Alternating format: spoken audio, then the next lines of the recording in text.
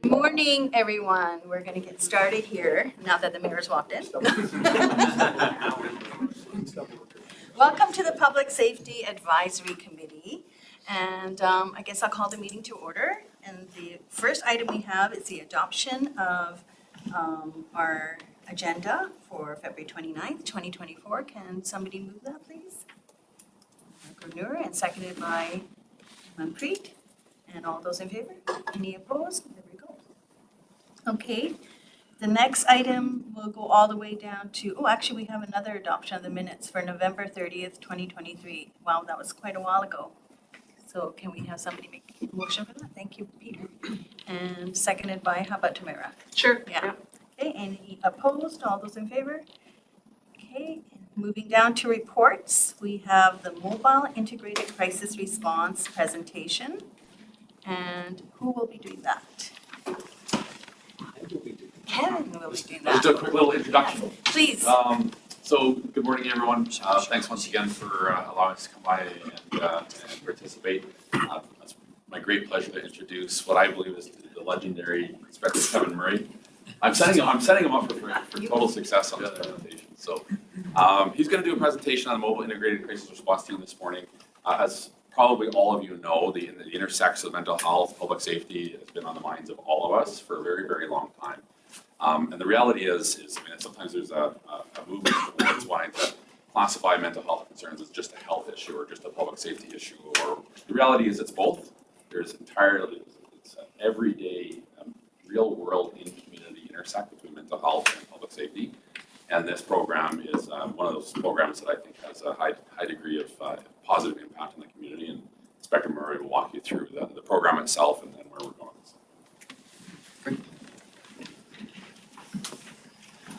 Okay, so it's in Abbotsford, it's colloquially known as Car 87. The term Car 87, you'll probably hear that term eventually because it's how it's termed in Abbotsford Police. Anyways, Car 87 is a reference to a municipal police agency designation. Whenever you have a police officer and a nurse working together, it's called a Car 87. But it's officially called the Mobile Integrated Crisis Response Team. This has been quite the gift from the provincial government to provide this service to the city of Abbotsford. It's no coincidence, I might add, that Abbotsford was one of the recipients of this great gift because of our long-standing, well-entrenched, well-documented relationship with Fraser Health that goes back a decade or more with the Assertive Care Team. It's because of our fantastic relationship with our local Fraser Health administration that we were handpicked as one of the agencies to move forward with this particular partnership. This is provincial funding through the Safer Communities Action Plan. This is Minister Farnworth's pet project. He's invested heavily in the success of this project. There are a lot of eyeballs provincially on the success and the rollout of this project. There's a provincial team. There's an executive team comprised of members of Abbotsford Police and RCMP officers from the other jurisdictions in Chilliwack, Burnaby, and Coquitlam. We meet on a monthly basis. It's rigorously reviewed, tested, analyzed for success, and it's free for us, which is delightful. So for Abbotsford Police, it's already the cost that we built into our patrol units, and the provincial government is funding this nurse for us. So this is the math. It's one police officer plus one psychiatric nurse equaling an effective integrated response to mental health crises in Abbotsford. They are riding together. This is the command structure of how our Car 87 works in Abbotsford. It is under the patrol branch, which is my branch. This is very distinct. It's uniquely Abbotsford. We do things uniquely out here. The 3 RCMP detachments all have teams. So they're a mental health team. So they're detached from patrol. Ours is actually embedded in patrol. Why does this make sense to us? Because when crisis happens, we have a car that can go right then and there. We don't have to have police go phone for other units who may or may not be busy doing something else, who may or may not be accountable to the staff sergeant on the road. Here, we have cut the red tape. It is direct service from the car to the client in crisis. So we believe that this is a fantastic model for moving forward. And I dare say that it's the busiest car 87 in the Lower Mainland. And this is partly because we have a patrol-based model. So the staff sergeant on the road will look at a call board, will see what files are on the board that are related to mental health, and can direct car 87 or the Miker team to attend specific calls. Or something happens on the radio, a 911 call comes in, the Miker team is on the road, they're hearing the call, they're together, and they drive right there in the first instance. So it's a fast, effective mechanism for us to deliver service to clients in crisis. Currently, the team works from 10 a.m. to 10 p.m., 7 days a week, including all holidays. Yes, they are here Christmas and New Year's. Every day of the week, we have this car operating with a police officer. The team works in a plainclothes capacity, and that's done on purpose because we know over time historically that the uniform can be a trigger to individuals. So in order to reduce any potential triggering event, which is the whole purpose we're trying to avoid, is that these guys deploy in a plainclothes capacity. They also deploy in a plainclothes unmarked police vehicle. So family don't get embarrassed at the sight of a police car outside of their house. Doesn't look like much. I mean, if you really look at it, maybe you can tell that it's a police car, but it's not designed for showy, flashy, look, the police are here. In fact, the exact opposite. We're trying to make it seem like it's a very low-level de-escalation upfront type of mantra for a level of service that we're trying to provide for people experiencing mental health crisis. By the way, if any questions arise during this, feel free to ask, because I know I'm just touching high level because I know my time is limited here. Speaking of limitations, these are the limitations for the Miker car, just so everyone is aware. This is not a referral-based program. You can't phone up the police and say, hey, can I have the Miker car come? I'd just like to chat. This isn't outside services, nonprofits, other municipal agencies, intergovernmental agencies can't call up and ask to speak to the Miker team. Not that they're uppity and like, I will not speak to you. The mechanism by which they work is responding to crises. So they are very reactive service. So it's not built into the service model as it exists today to do proactive or follow-up. They do some follow-up work, but to be honest with you, there's so many calls for service of a mental health variety in this city.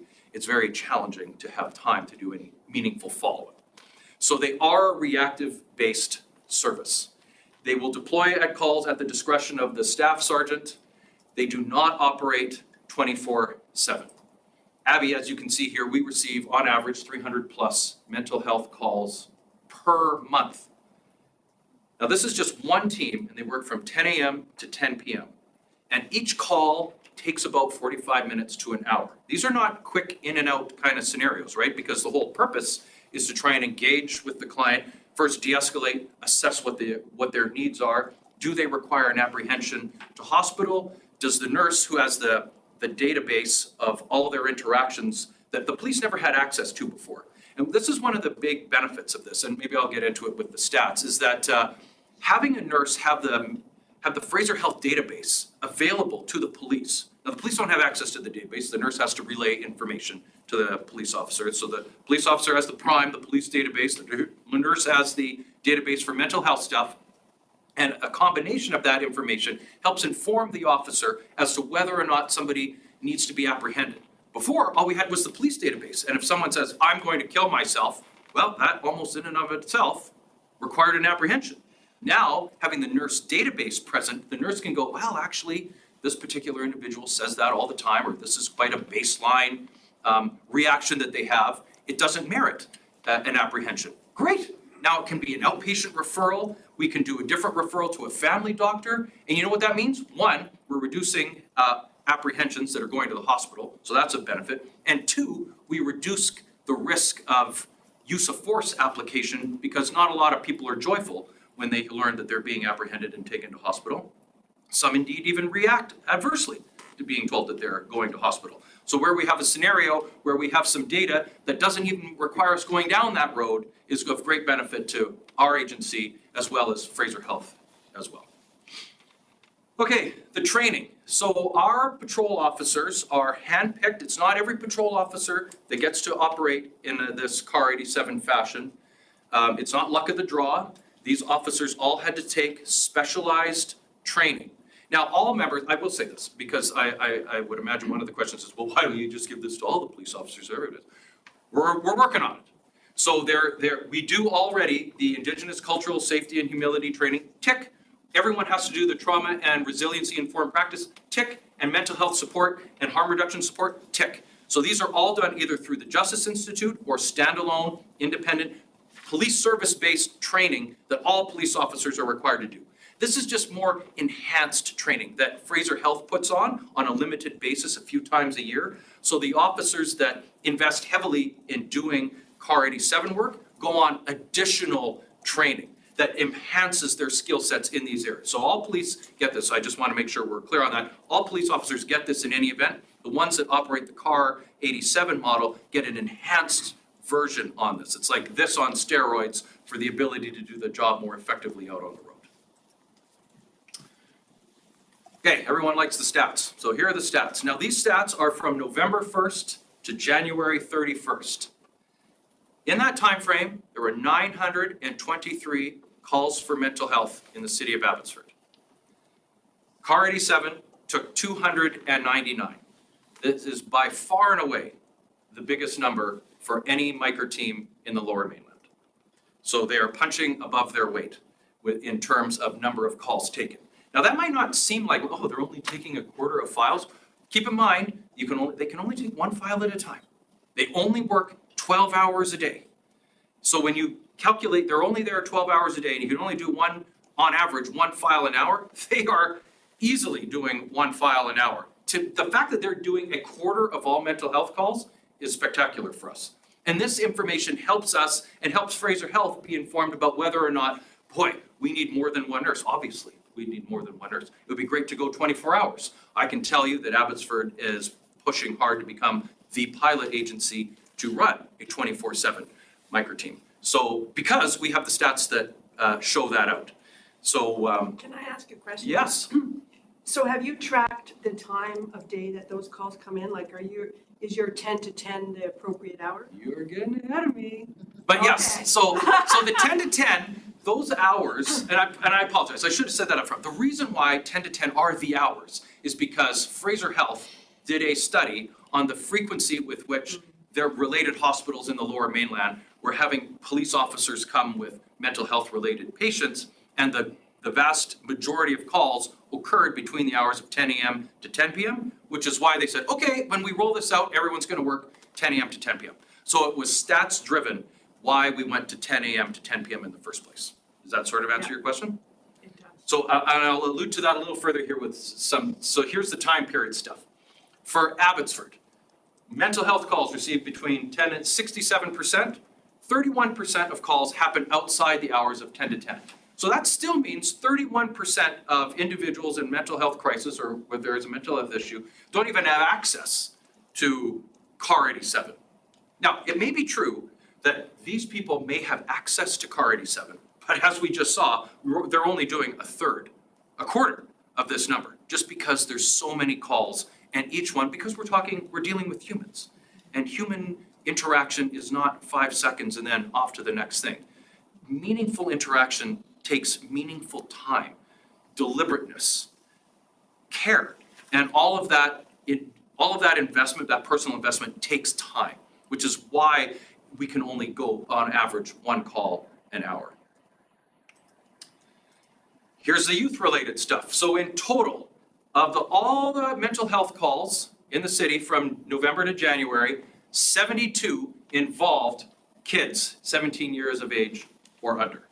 And of that, 15 were taken by CAR 87. This is a stat that was asked for by Fraser Health because they were very interested on the frequency of mental health involving youth and then what impact the CAR 87 was having on the youth-related files. And as you can see, it's a small percentage overall of calls that we have for youth-related matters. And they're only taking a fraction of those calls that are youth-related. Apprehensions. So of all the calls, all 923 calls, 178, these percentage points are based on this pie. Not all calls, there's not 72% of all files resulted in apprehension. Okay, 178 of 923, 15% or whatever, actually resulted in apprehension. And of that, this is the number of apprehensions made by CAR 87, 70, of all mental health calls. Kevin, is that apprehensions, meaning they're arrested or they're taken to the hospital for 90? That's right. So apprehension, so no one gets arrested because of mental illness. You get apprehended. I know that might seem, well, what's the difference? So the difference is, no, that's not criminal. We're not criminalizing having mental health crises. It's a simple apprehension under the Mental Health Act. So this is the total number of apprehensions from November 1st to January 31st that occurred in the city of Abbotsford. From the 923, this is the total number of apprehensions, where an officer actually had to take physical custody of someone and take them to Abbotsford Regional Hospital for assessment. Okay?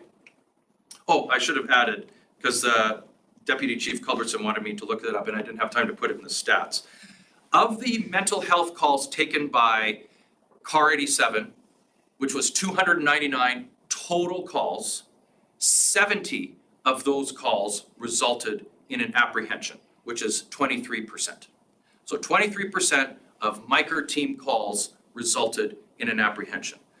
What's challenging, and I don't know a mechanism by which we're really going to be able to figure out the stats for this, is how many apprehensions did CAR 87 prevent?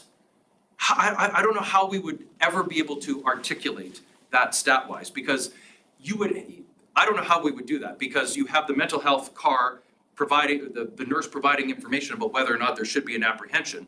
There's no way an officer is going to be putting in their report, but for this they might, but for the information provided by Fraser Health, I would have apprehended this person. But that is quite a deep dive into each specific file. It would be super time consuming to figure that data set out.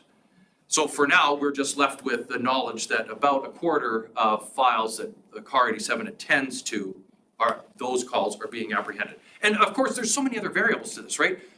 The mental health CAR is going to the biggest crisis files. So when you go to the biggest crisis files, the likelihood of there being such substantial mental health crisis that would warrant apprehension, of course, logically would suggest it would be higher than the run-of-the-mill mental health call. You have somebody who phones in the crisis line to say, I'm suicidal, versus someone on the overpass, one step over the ledge, wanting to jump off. Arguably, that is a much more dynamic, immediate threat than someone that phones in. I don't mean to be cold about that. I just mean from our stats and knowledge of it, a lot of people that phone in we're able to de-escalate, find other services. Those on a bridge deck, those people are going to hospital, they're being apprehended. So CAR 87 is going to the higher risk files to begin with. So the fact that they go to the high risk files and only a quarter of them are being apprehended may be compelling to suggest that this CAR is being effective in de-escalating people or finding alternatives to apprehension. Now, let's not get alarmed. This is how sometimes these graphs look, but really we're only talking, 5 minutes?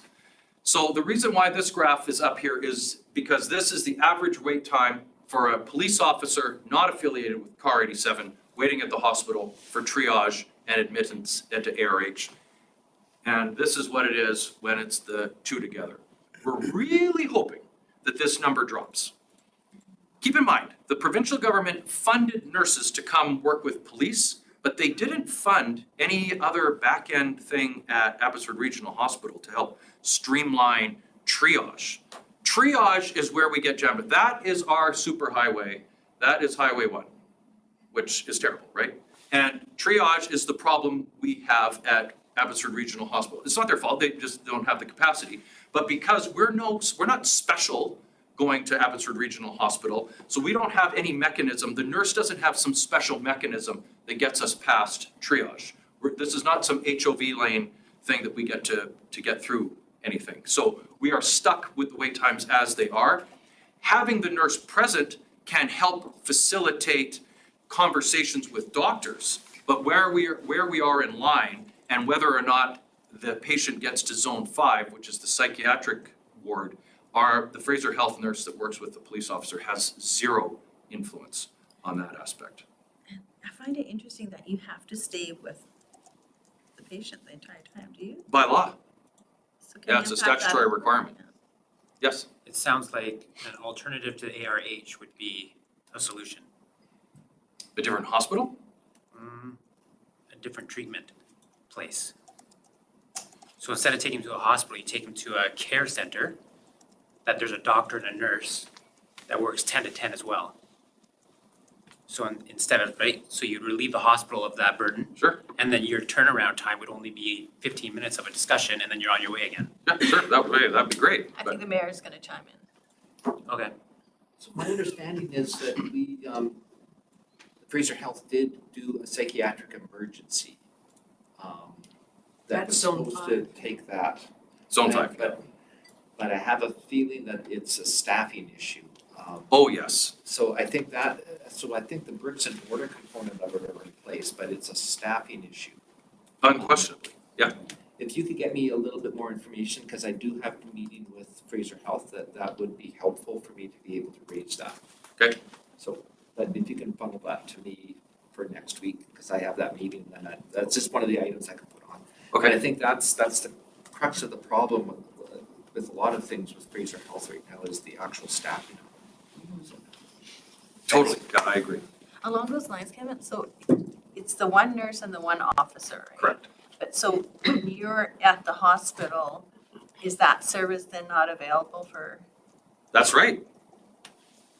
That's right, yeah, that doesn't make sense. because then the nurse and the police officer are stuck at the hospital until the patient is triaged and pushed through. So yeah, so there's 103 minutes, over an hour, where that officer and the nurse aren't available to respond to other calls because they are stuck at triage. I mean, arguably, the same thing happens here. So this officer is not out on the road for 90 minutes being able to do anything either. This makes it look worse than it really is because of the graph. But it's only 5 minutes, but still, it's 90 minutes worth of time we're waiting in triage. Now, I will say that the provincial government is alive to some of these issues because they're developing this Health IM program that we are being we're being ordered to proceed with at policing level, and it's an app. And it's already being in use in Delta and Surrey, and it's coming our way soon, which is good. Every time that we apprehend somebody, we input information into an app that then is sent to ARH directly and forms the basis of their triage. So part of triage is asking the police officer and the nurse, okay, what are we in here for? And typing it all up and having an assessment. So all of that is going to be done before we even reach the hospital. So as soon as Health IM becomes live, and how it's worked in Delta, and we have counterparts in Delta and Surrey who have been using Health IM, and it has reduced wait times because the triage part is the killer. Well, we have two killers, the triage and then getting into zone 5. Those are our two big bottlenecks. So if we can eliminate the triage bottleneck with Health IM by having all that information sent to the hospital in the first instance, great, they print it all off. It's ready to go for the doctor, so it's upon our arrival, 90% of the triage stuff is done in the first instance. So that'll be a big game changer for us when that finally gets up and rolling. And then we just have to keep working hard at the zone 5 bottleneck. So there are moves afoot, and the provincial government is alive to this, and they are investing money and time into Health IM to get that up and running for us at our hospital. So that'll be good. Okay, next steps, as we alluded to, we are in the front of the line for going to a 24/7 model, as I just alluded to as well, the Health IM, and continue to enhance our training for all frontline officers so that we're all competent enough, even without the nurse being present, in all our skillful de-escalation techniques and trauma-informed practice to help ensure that the right people are going to the hospital and that we're doing it in a respectful way that reduces harm to the patients and makes it as healthy of an environment as it can be for these people in challenging mental health crisis situations. Kevin, I'm just going to ask a question because, there you, can you just go back to the last slide? Yep. The last point there about best practices and ongoing mental health training. Mhm. So what's different now? What's going on now that's bringing this to the forefront? I mean, individuals have always had mental health issues and concerns.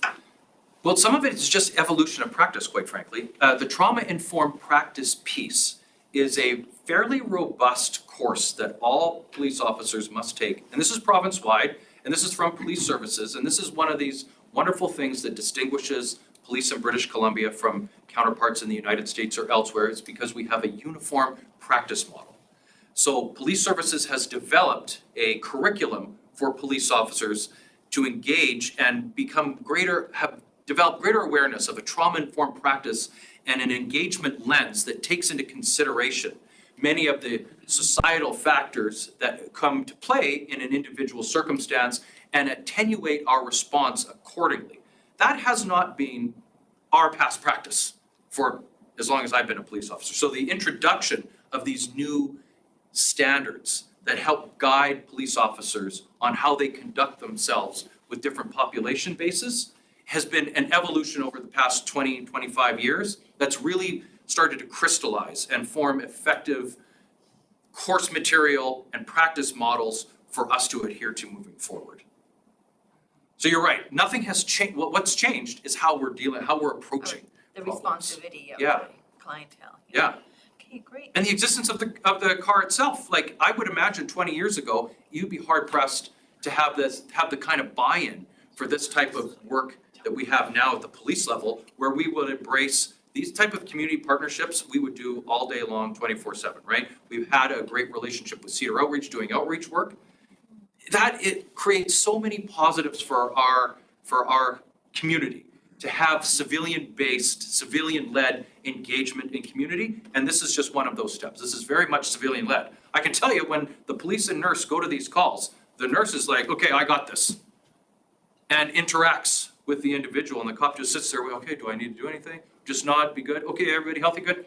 So we are taking a back seat as much as we can for the professionals, the psychiatric nurse, to engage with this person and assess what's going on. These are groundswell changes for us in a very positive way.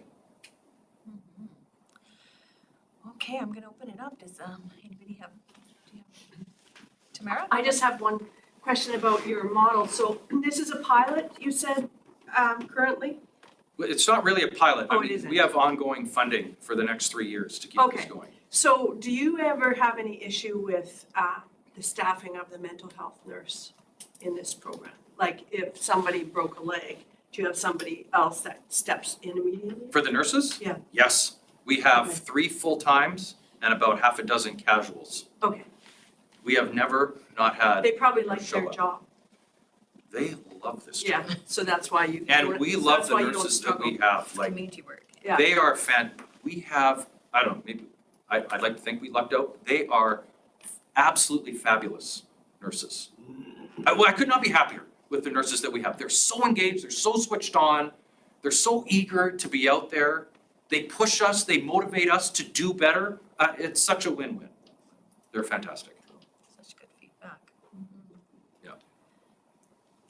So other agencies that deploy a similar model, are they seeing the same stats as you folks, or is there something unique to Abbotsford? They will never see the same stats as us because their teams are individual units that respond secondarily.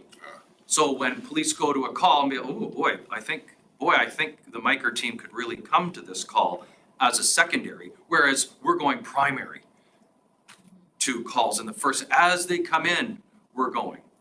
So in other jurisdictions, many of these calls are screened out. Like, you could go to a call, patrol in Chilliwack, oh, okay, yeah, this person definitely under crisis. I know right away this is a mental health apprehension.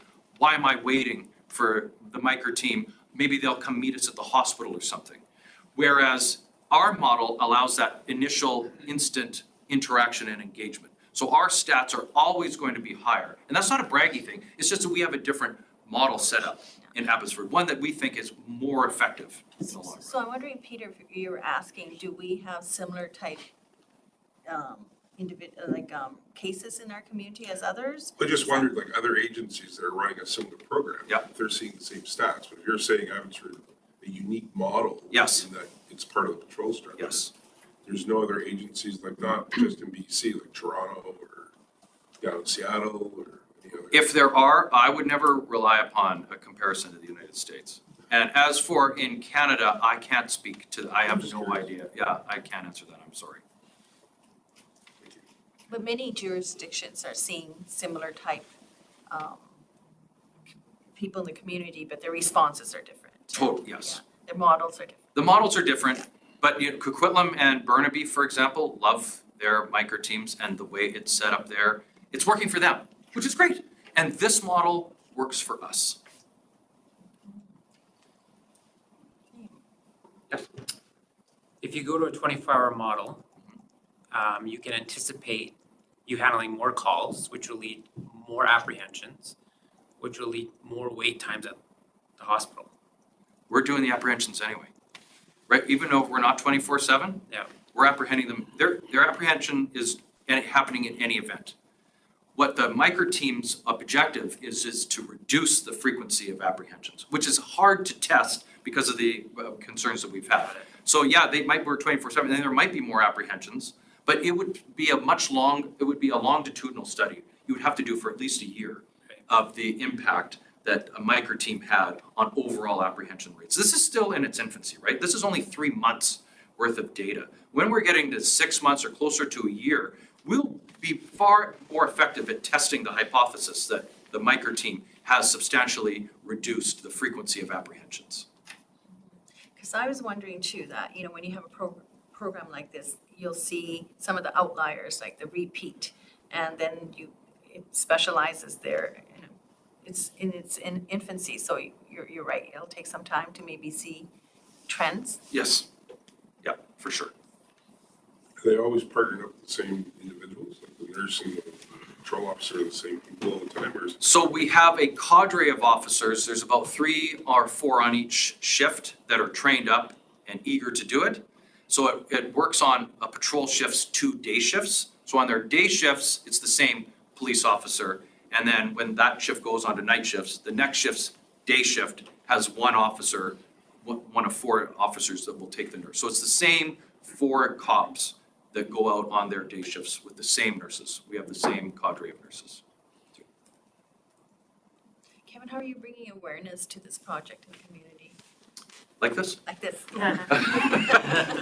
And there's only so much awareness. Like we try and do the community outreach workshops with Access Abbotsford. I just did a presentation last week at Access Abbotsford to the community as well, because we wanted to make sure the word was out that this isn't a referral-based service, because we were getting a lot of, hey, we connect, and okay, we have to go do some outreach on this. So this is part of that ongoing outreach to bring awareness. Well, thank you. That was a really interesting, maybe we'll have you back in some time and you can give us an update Sure. on this project. Any further questions from anyone? Okay, thank you so much. Okay. Thank you. Thank you. Well done. All right, so you're going to wait until that. First, okay. All right, so next on the agenda, we have BC's modernized emergency management legislation, and Mr. Bowie is going to present, and Chief will introduce Mr. Bowie. Thank you. That was a great report by APD. I greatly appreciated that. I learned quite a bit myself. I apologize that it wasn't at our last meeting, so before we jump right in, I just want to say that I'm excited to work with all of you. We're going to bring forward reports specifically just from the fire department based on some of our unhoused population, some of the initiatives that we're taking for Fire Smart, our emergency support services teams, and the future of Fire Hall 6, one of council's strategic priorities. So we'll be bringing reports to this group, looking for feedback and a little bit of guidance as we do our decision-making together. What I'm presenting to you on today is BC's modernization of emergency management legislation. I'm presenting in partnership with Tyler Bowie. This report was put together between our engineering and regional utilities team. Am I too far away now? Here we go. Here's just a quick agenda. much to see there. We'll skip forward. So what we're trying to do is present a summary and all the updates that have happened. The shift in the modernization is pretty monumental. We haven't seen any changes in the legislation for numerous years, and the changes that they're undertaking change the way local government has to think about how they respond to emergencies. So we were provided with a change in the act, and we were provided a bunch of questions, and we responded to those questions, and we sent it forward. What that looks like is on one of the attachments inside your package. We're waiting to hear back. What's also important about this is one of the key components of the change in the act is the discussion with First Nations engagement.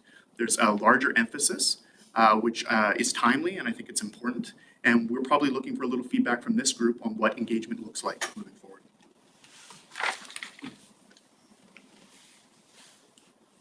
So what the big change was is the adoption of the Sunday framework. And the Sunday framework comes from the United Nations, and what it's really focused on is disaster risk reduction. It still uses the typical 4 pillars of responding to emergency, but disaster risk reduction is now highlighted. It goes quite a long ways when you say, an ounce of prevention. If you are aware of a hazard, we should be reducing the hazard, and you should be identifying the hazards. So that's a key component in the new change. They want to make sure that we're recognizing and collaborating with Indigenous peoples. We consider climate change, which wasn't accounted for in previous legislation. We need to broaden the definition of emergency. The definition of emergency was quite narrow for a period of time. We'll talk a little bit about that moving forward in further slides. There's an emphasis on greater collaboration between the government and the communities and local authorities. And there's now greater accountability and transparency built into the way that we respond. So on November 8th, 2023, the Act came into play. Now, just because there's an Act doesn't mean all the rules are set out, and that's why they asked us a bunch of questions as they start to set out the regulations. So the regulations are going to dictate how we actually respond. So that's the meat and potatoes that we're trying to figure out with the provincial government right now. And that's going to start going into the policy and then into our own operational plans and procedures.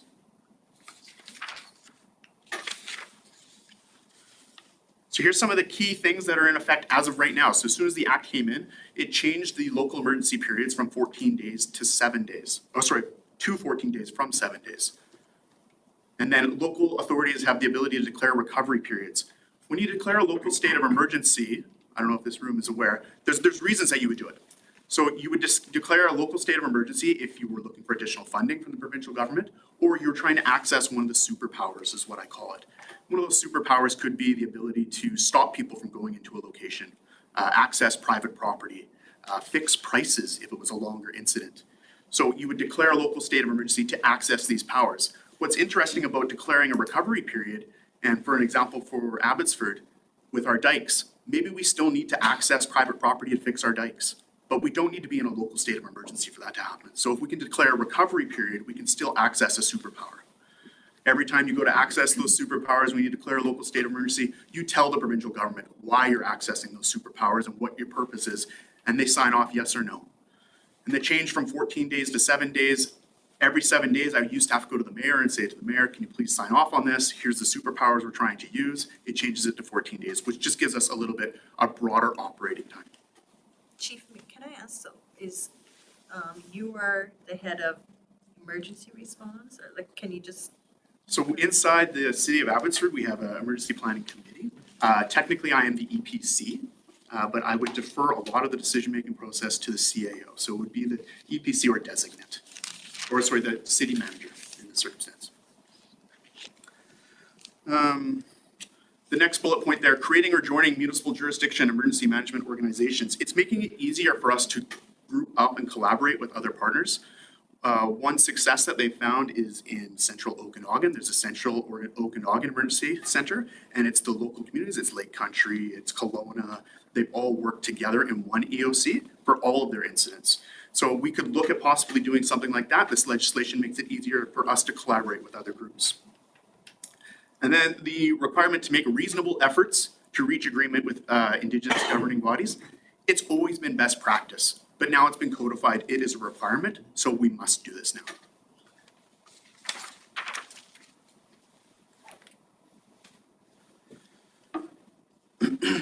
So the province asked for feedback from two standpoints. It wanted to know about the regulations for local authorities and financial assistance after emergencies. So it went through a few of these here, the local authority planning, clarifying event eligibility, all those good points. And I'm just gonna hand it over to Mr. Boyd. Mr. Boyd's gonna get into a little bit further about those points there. Tyler, can you just introduce yourself? Yeah, so my name's Tyler Bowie. I was at the first one as well, and I'm the Deputy GM of Engineering and Regional Utilities.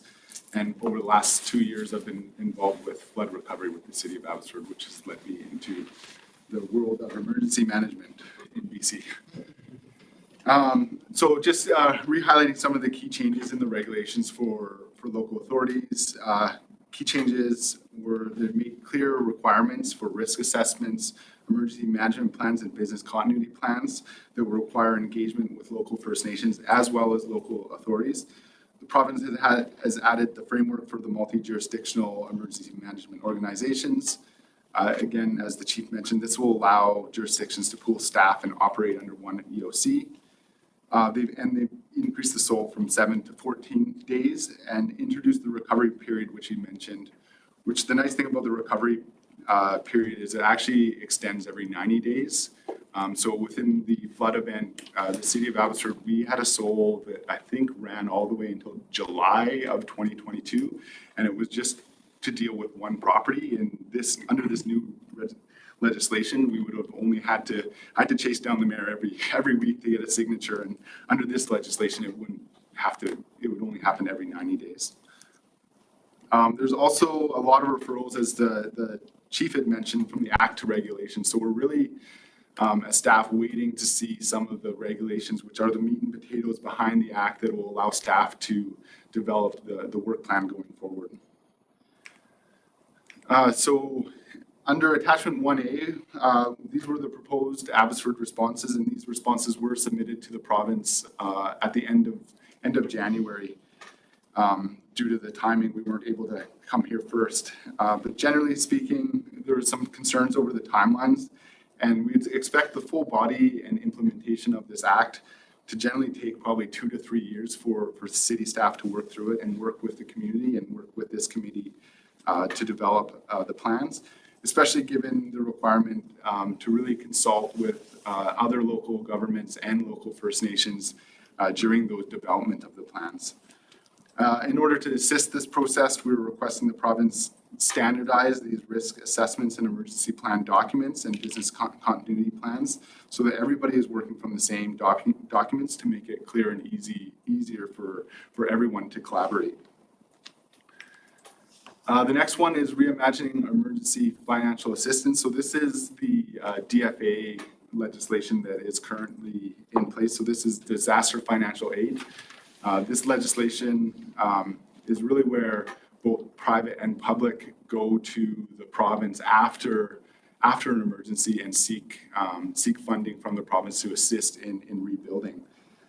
So some of the key changes to this regulation is for greater transparency and potentially looking at increasing eligibility, making it clearer and more stringent eligibility rules for business owners and community members.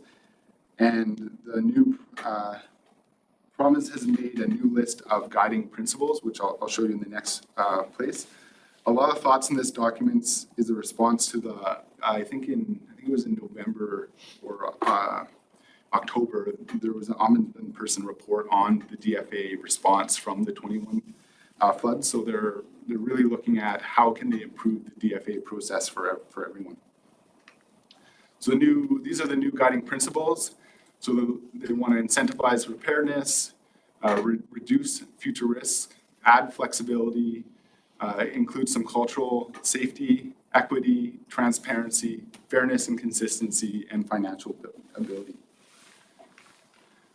Attachment B1 has the proposed Abbotsford responses to the emergency financial assistance, and we welcome any questions on these. Generally, staff believe that the program needs to be flexible and transparent, and allowing local governments to use internal staff, time and equipment that it supports staff time and equipment, and that it supports building back better. Right now, under the current DFA regulation, it's really stringent in that you can only put things back exactly the way they were before the event. So that can handcuff a local government from making things better and making things more resilient for future risks.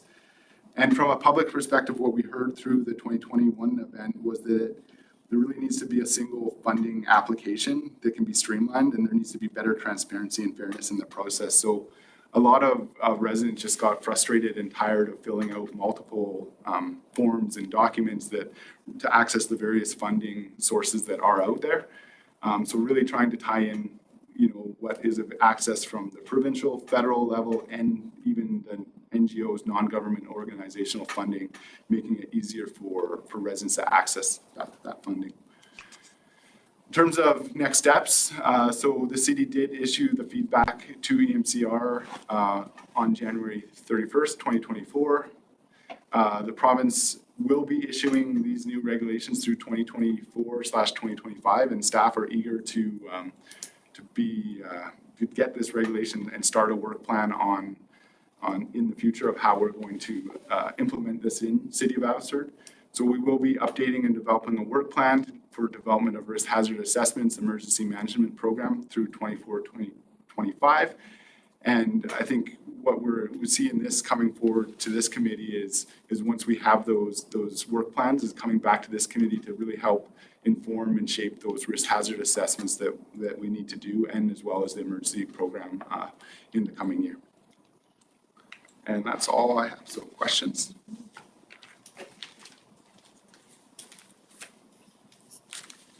Any questions?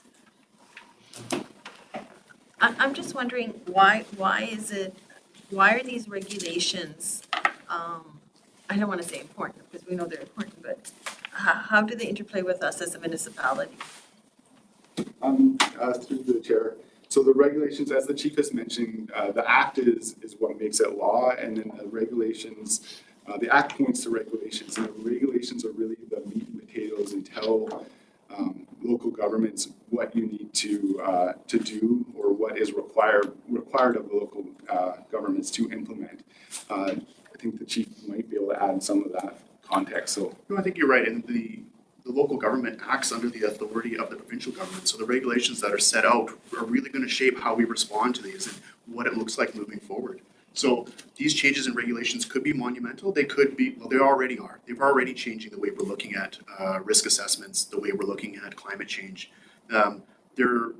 It's actually quite forward thinking of the province at this point. So I'm enthusiastic to see what comes down.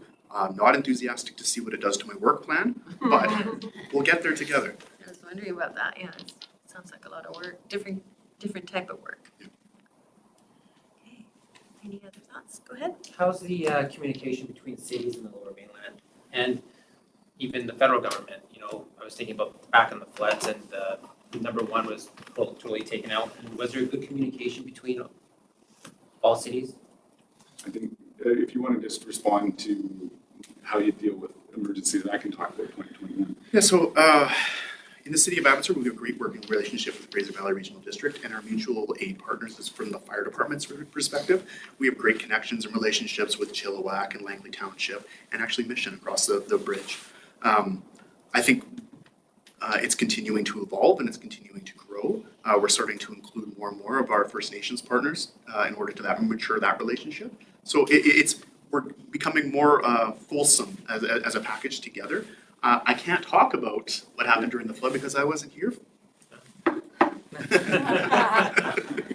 Yeah, just once you, at a high level, once an EOC is activated, and that, in 2021, an EOC was activated, that's when you start to bring in all those partners to the table. So you had, MOTI from the province in the table, discussions, phone calls with the government at multiple times during the day. So it's really that activation of that EOC and that structure then. The province then has their pre-OC as well, their EOC, and it's that structure that then gets everybody talking at the same level and making decisions happen and making work happen efficiently and quickly. Thank you for that, and I think maybe the mayor might add to that. It's lots of Yes, I was discussions. the mayor, but I wasn't council at the time. And I do have to say that the comments that we received back from the senior levels of government were how impressed they were with how our team was on the ground. We're the largest geographic municipality, and what happens out on Sumas Prairie is quite unique.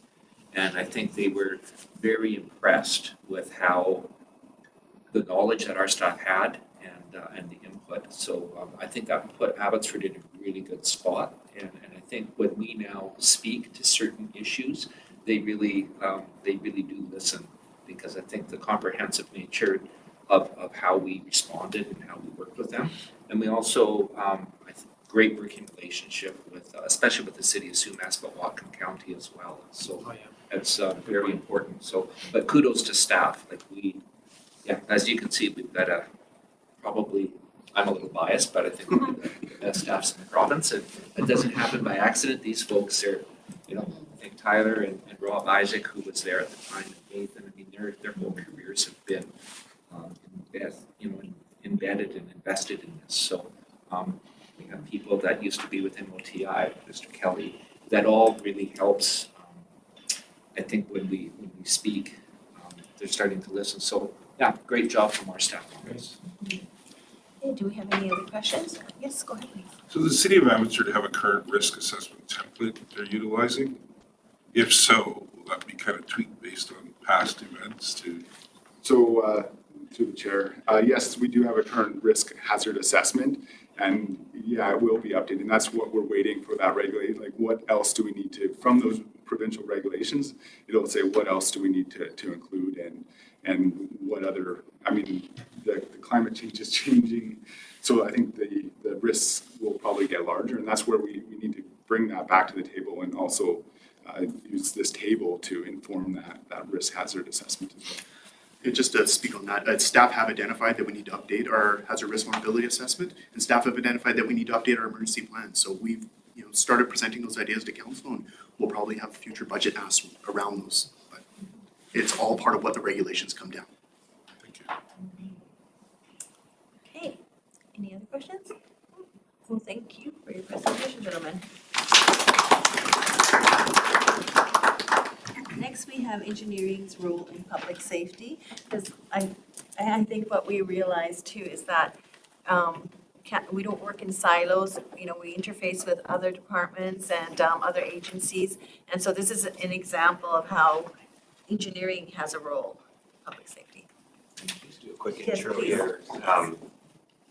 The presenter today is Mr. Mike Kelly. He's our the city's senior transportation manager, and as the chair has mentioned, transportation has a key role in public safety here at the city, and so the presentation outlines that for the committee, how that aligns with our official community plan, our neighborhood plans, and our master plans.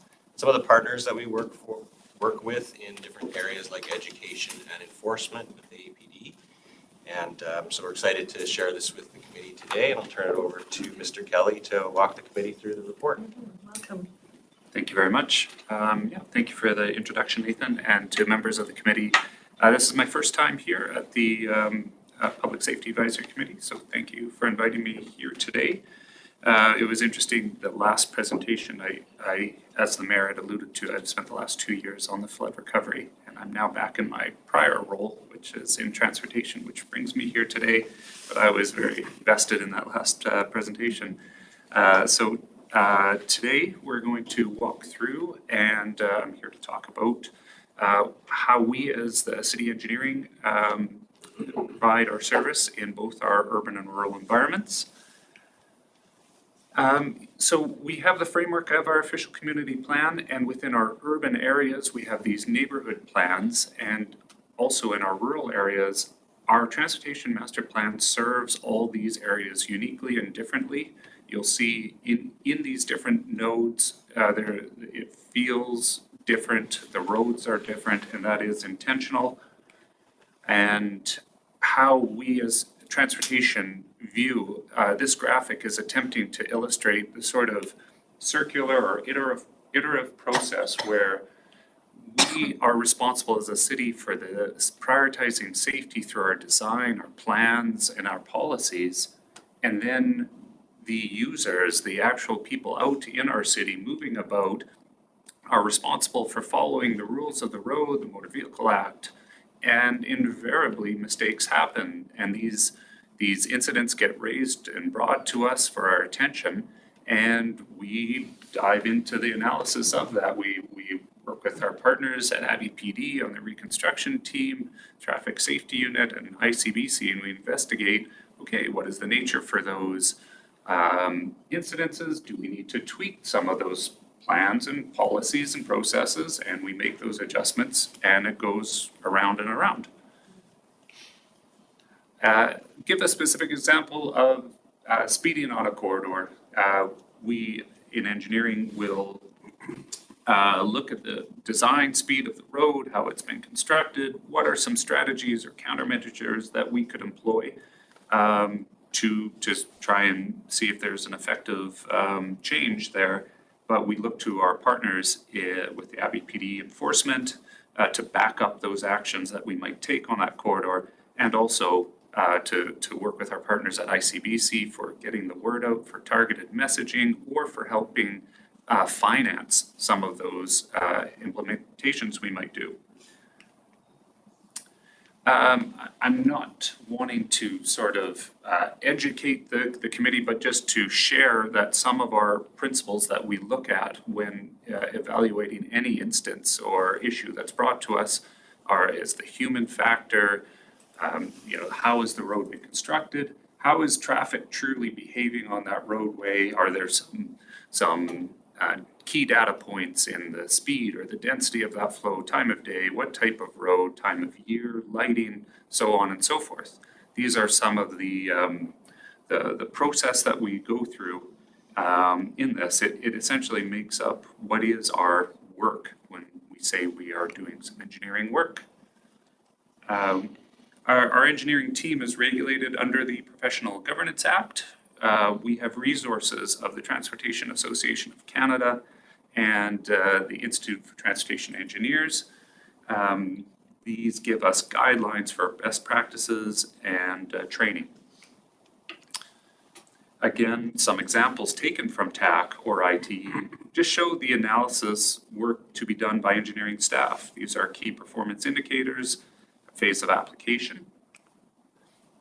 And oftentimes when a member of the public or requests something from us, we will often say we need to study this issue to see if something is warranted here. And what does that warrant mean? It is just a procedure for determining an outcome.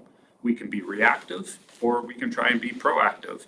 And proactiveness for us means going through our Transportation and Transit Master Plan, prioritizing what goes into our 5-year budgets here at the city, or determining attributes of a particular road or rail safety project. And I just want to point out here that when it talks about road or rail safety, there's a Railway Safety Act and a Motor Vehicle Act that give out the regulations for each of those. And I should probably start by apologizing for this slide, but I actually want it to be like this. What this slide is trying to illustrate is the number of times we have a road. You can see this is our road map and a rail map overlaid on top of it, and how many times we do have a crossing.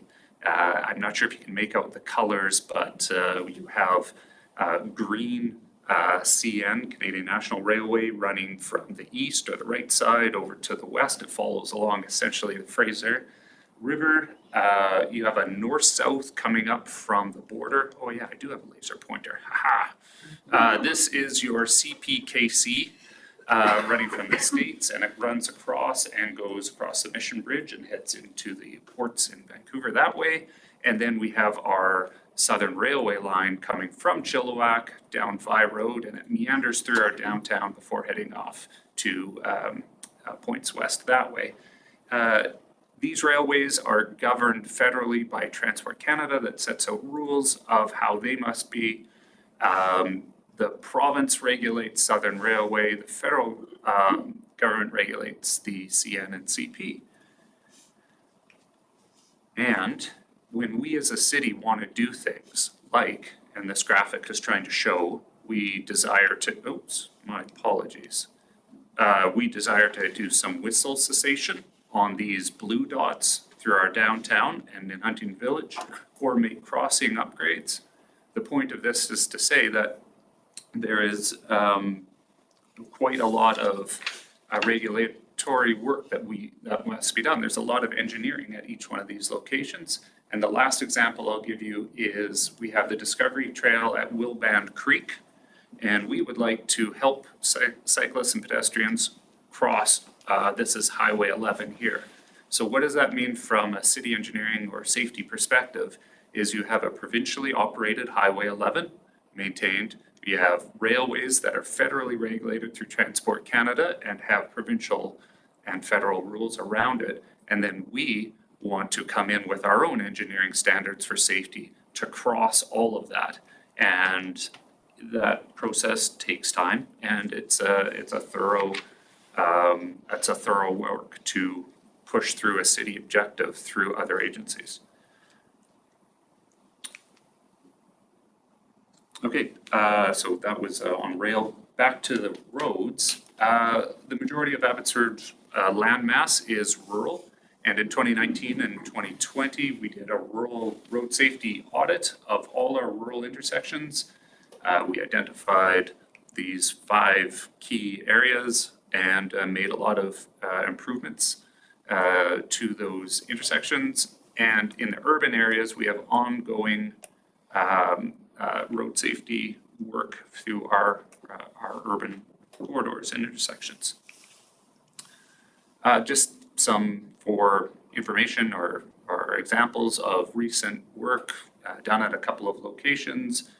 Of crosswalks, we do annual crosswalk improvements and installations that design and install this type of infrastructure, as well as an annual program in our major road intersections that install pedestrian countdown timers.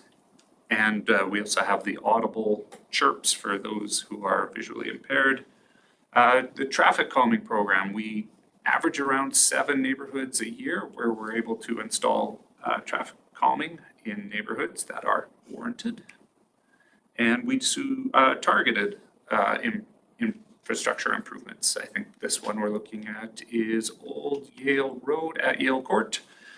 We had a recurring issue there, so we did an engineering analysis of the roadway and speeds and conditions and redesigned the intersection. And we are in the monitoring phase of that. Were they effective enough? Have we seen an improvement in the conditions? Does further work need to happen? And that's that sort of circular graphic I showed earlier on. One thing we do every year as well is have a backup power supply to all of our traffic signals. We are trying to build in some redundancy there in the event of a power outage. You can see a photo on the right of an area where we wouldn't have traffic signal backup power supply, and an area on the left where we do.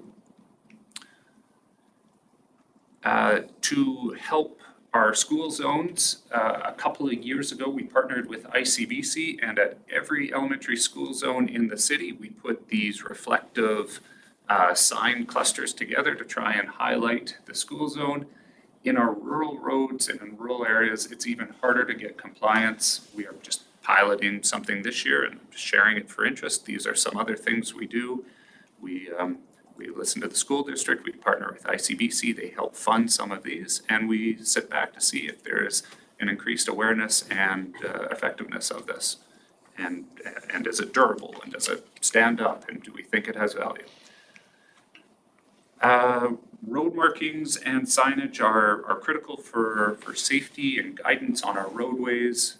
So we are constantly ensuring that our layout and signages are up to standard and we are uniform. And one last thing I'll end with on our presentation is in order for us to make good decisions in our engineering department for how well we are doing on safety is to truly understand what's happening, to not have it be anecdotal as we do data collection. And there's cameras around town that are picking up the key data points for us, so we know exactly how many people are moving, at when, and by which mode. And we also have, this year, through the Abbey PD's traffic team, purchased a speed reader board that can be deployed in areas where we want to just immediately target an area for feedback. And then we have some permanent locations where we have the same speed reader boards, but in areas where we know there's an ongoing issue there. So I'm sorry for speaking fast. I was actually trying to match the energy, but that's impossible to do of our earlier presentation from Abbey PD. But that's what happens when you put engineering after the fun stuff. So we'll have to remember that for next time. But anyway, so I hope I was able to give you a bit of an overview there. But I did want to ask if there were any questions or if there's something you'd like to know more. I did sort of intentionally gloss over a lot of the work that we do because again, I didn't want to get into too much of the details, but just to have you know that there is a lot of work that we do on the high level. But if there's something you want to know or think we could be doing more of something else, please ask. Yeah, this is the opportunity to ask those questions that you've all often wondered about our roads. And we are geographically, we have the largest. That is correct, yeah. We are the largest city in area in BC and the 5th largest in population. And what that means is we're in a process of change now. We are starting to get bigger city issues. We are no longer the smaller city just out in the valley with smaller city issues. This committee, I'm sure, is seeking and discussing on the agenda all the issues. I'm trying to give just the transportation perspective from safety in a rapidly growing city in our urban area, is that's where we're having our major transportation issues in a rapidly developing area. The rural area that makes up 80% of that landmass is protected majorly by the Agricultural Land Commission. But that's why I wanted to just highlight in this presentation that we are looking at the rural areas. We did do an audit. We have made changes and upgraded some things there. But there is an intensity of growth in development in our urban area, and we are spending a lot of our time trying to bring our city up as now the 5th largest city in the province to the level it needs to be at to meet the needs. Gurnura? Are you able to keep pace with the growth, or do you feel like it's growing too fast? Well, thank you, through the chair. The last slide I showed, which really is the key to that answer, is that's the data collection that we do.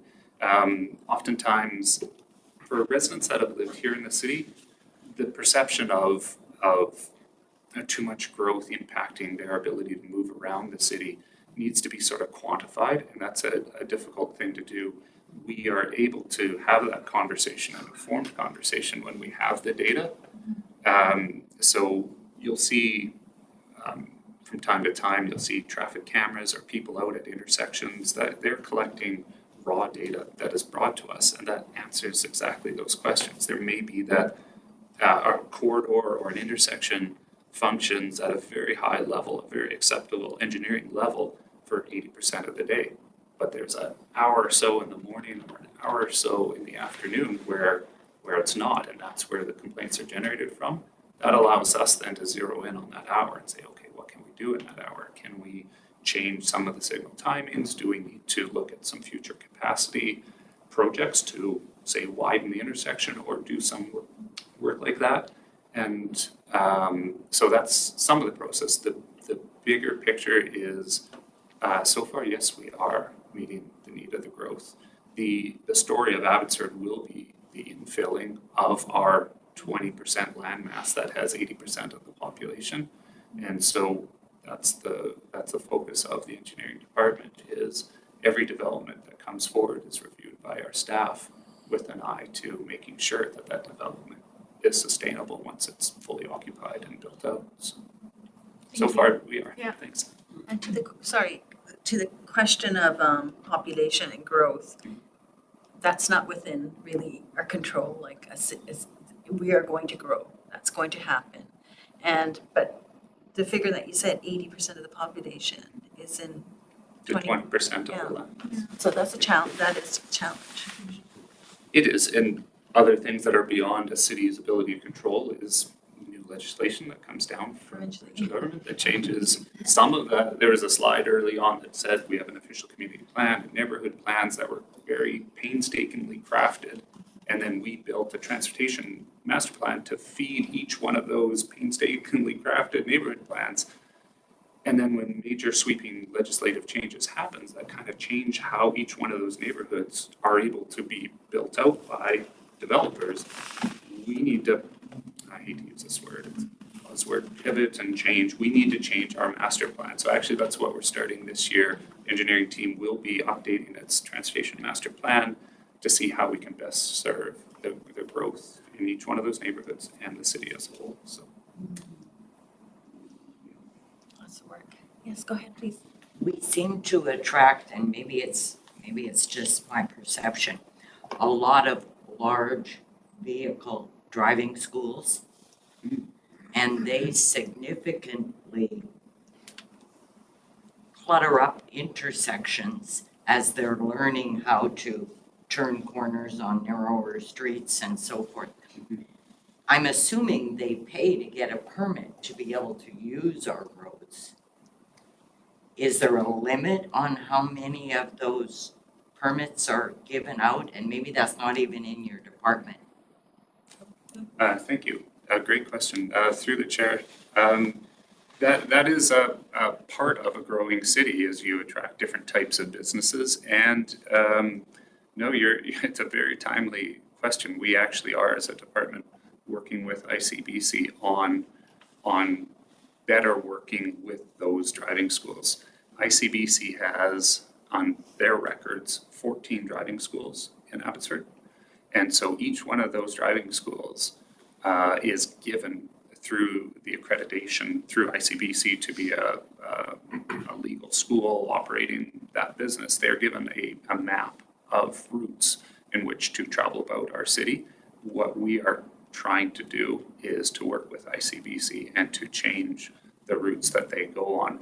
We understand that it's in all of our collective best interest that the drivers going through those driving schools and being licensed through ICBC are proficient enough that if one of their first jobs is to deliver groceries down South Fraser Way to the Save On Foods, that they know how to navigate a roadway both. And other drivers will be sent into residential neighborhoods to drop off lumber or crushed rock or something for a development, that they need to be able to navigate both just the truck route, but also the residential neighborhood. So we're trying to be mindful of the bigger picture of professional drivers being able to handle themselves in all situations, but to do exactly what you said and say maybe there's a way that they can still do that without congesting some key intersections in Abbotsford. So the timing of your question is perfect. That's actually something we're doing right now, is working with them.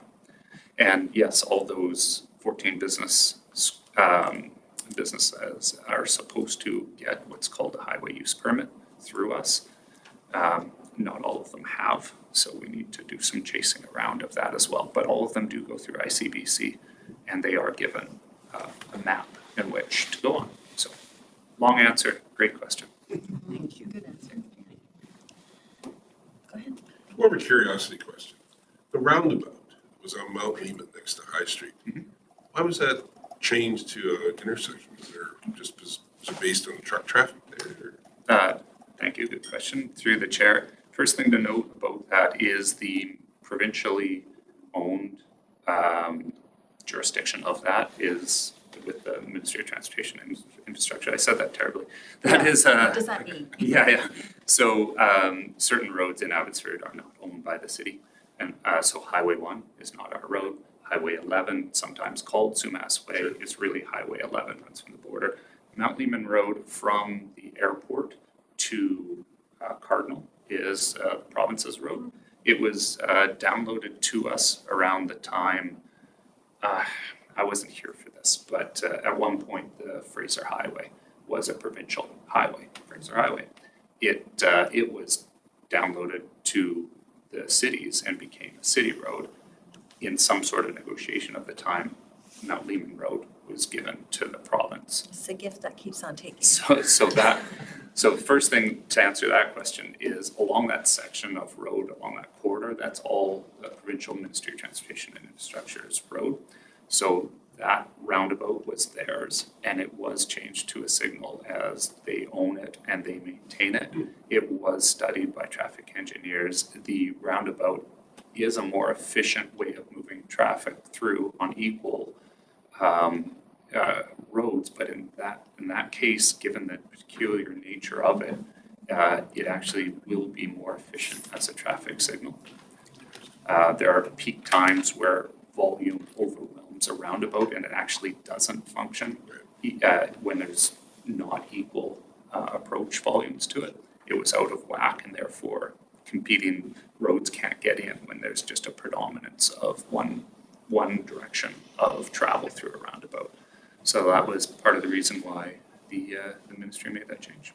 Now you can share this information with everybody out there, because there's so many, misconceptions about that, for sure. Any other questions? Thank you. That was a great presentation. I think it's the start of, we have one more question? I just have one more Yeah, sure. concern. It's Sure, the sure. transition we did to lighting in the city. And when it is raining and dark, lighting is not nearly as good as it was. I consider it to be dangerous in some areas. Do you have any thoughts on geographical crime, or, that lens, what's that called, that? I know that we apply it to. Anything from SIPTED? Through the chair, so it was a phased approach of about 3 years where we removed the old high pressure sodium lights with new light emitting diodes or LED lights. There was a number of reasons for it. It was, first of all, I think almost every municipality has gone through or going through that process right now of switching out those lights. The area of coverage and the intensity of light was deemed to be of higher quality than the old.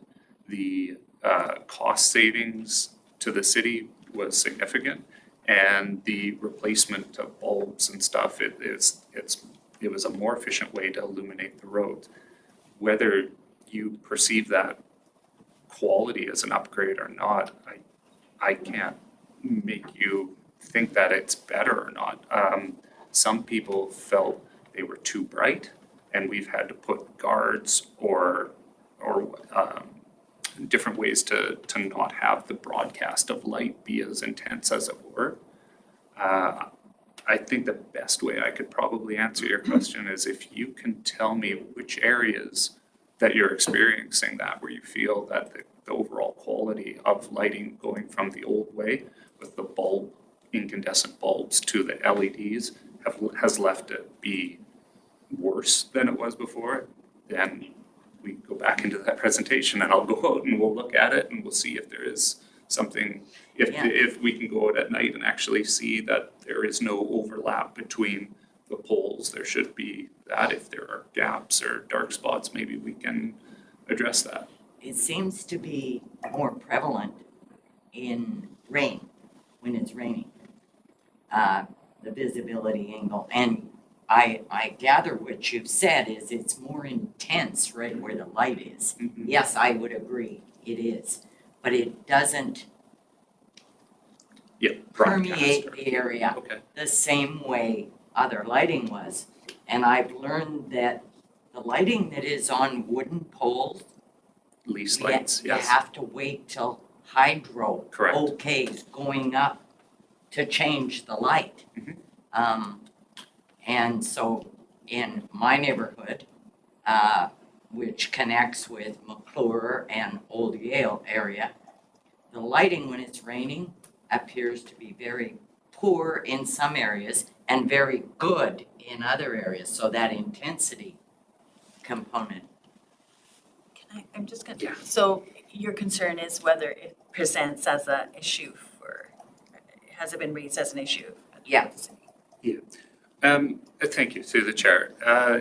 It hasn't been presented to an issue, but I want to keep our discussion at a high level and not so specific. So maybe what I'll say to the committee about street lighting in general is you've identified one of the two ways we do street lighting. In older areas of town where we don't have the more urban, we call them davit style, those are the curve-shaped metal poles with the new LED lights on. The majority of our older neighborhoods have these hydro poles that are serving the power and the telecommunications to the neighborhoods. We attach at a fee a light to them, and we're charged monthly for that light. The light bulb is the same LED light bulb that we have on other roads, but the spacing of and the usage of is different because it's not, say, like a new subdivision where today's standards have curb gutter sidewalk and these new davit style lighting spaced out, alternating, perfect. In other neighborhoods, we just use what we've got. So if you're noticing a difference between neighborhood and neighborhood, it could be just simply the difference between the way we do lighting. In some neighborhoods where we don't have davits because they haven't experienced redevelopment yet, we're using these wooden hydro lease light poles, and we as a city pay monthly for the right to get to use their infrastructure to put one of our lights on to do illumination. So you may. Razorway. Part of that is wooden poles. Right, yeah, and that's part of what I was saying before about we are a city that's rapidly developing and changing in our city center. So you will see a mismatch in some areas of one engineering standard, a newer development blending right into a slightly older area that hasn't redeveloped yet. When it does, we get the opportunity then through our engineering and development processes to upgrade things like lighting. The last thing I'll just ask is, when you say there's a lighting issue, is that showing up for you when you're driving as it's hard to see the road markings or the roadway itself? Or is it simply you're just noticing the street isn't as illuminated as you'd like it to be? No, crosswalk areas that do not have traffic lights. Okay. There's not as good a lighting in those areas. Okay.